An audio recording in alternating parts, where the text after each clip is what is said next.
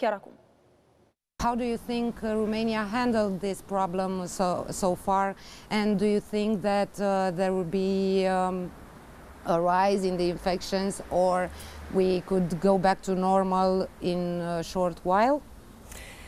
So the Romanian preparedness and response was timely and efficient. It was managed actually to contain the outbreak and to prevent hospitals from becoming overwhelmed with COVID-19 patients. It is understandable that people are fed up with staying at home, and that countries want to reopen societies, and countries want to reopen economies. But the world is in a stage now, in a phase that is a very dangerous one, as we see that this virus has not changed. This virus can still spread very fast, it is still deadly, and most of the people worldwide, including in Romania, are susceptible. And this is why Romanian authorities are calling on to Romanian people to remain vigilant, which means don't give up from applying basic preventive measures. So it is no time for complacency, and we have really to be determined in keeping and in our health in our hands, in protecting ourselves, but also protecting others as well. From the studies that you have at this point, what do you think about second wave? This is the big question at this point. Will it be a second wave? What we see these days that there is an increase of number of cases in European region, for instance, which is a 10% increase and 1% increase of deaths. So what we know is that this disease, we do not have still a cure for this disease, and we do not have vaccine for the disease. We are still learning about the virus, we are still learning about the disease. So instead of just talking about waves, what we know that works well is again these protective measures that were prescribed by governments in all the countries. And I would reiterate it again that we need to keep applying what we know is working, and this is again physical distance, this is wearing masks and hand hygiene. What is your opinion regarding the non-symptomatic patients? There were people that didn't want to be in hospitals, non-symptomatic patients, and they were put in hospitals.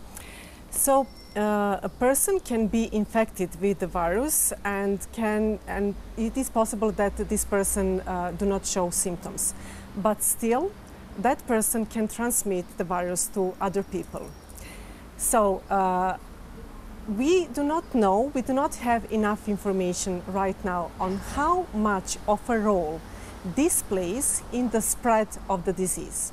So as you mentioned, there are different and various estimates on one hand, but evidence suggests that people who are asymptomatic are less likely to spread the virus to others, as are those who do have symptoms. So this is one thing.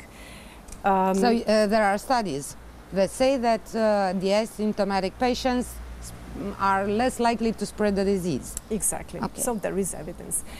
On the other hand, people who are suspected to be positive with COVID-19, with the virus, yes, or who have mild disease even, they are to be isolated in COVID hospitals, COVID facilities, or in community facilities, or at home. And we recommend this measure so as to contain the virus, to stop the spread of the virus.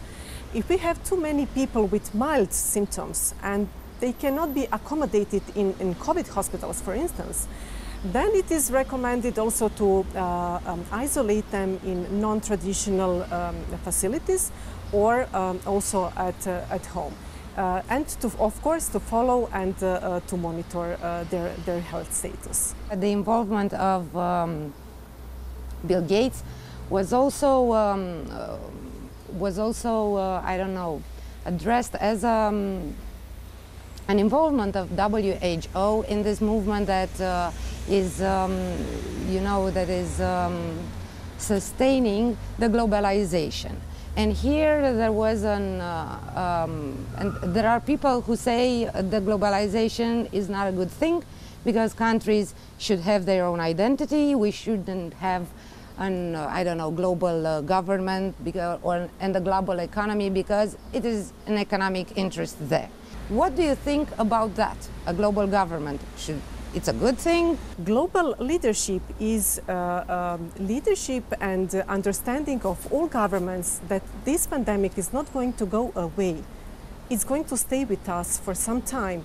And we do hope that we will have vaccine at some point of time. And the vaccine, if we talk about flu, for instance, we know flu is different because for flu we do have vaccine. So we can, every year we have vaccine in advance that we can use, and we are protected from flu. But for this disease, again, we do not have vaccine, we do not have cure. We are still working with scientific partners and with other partners to develop even more, to develop better diagnostic tools. So these are three areas that that are not addressed yet to a full extent. So that is why the global leadership is needed.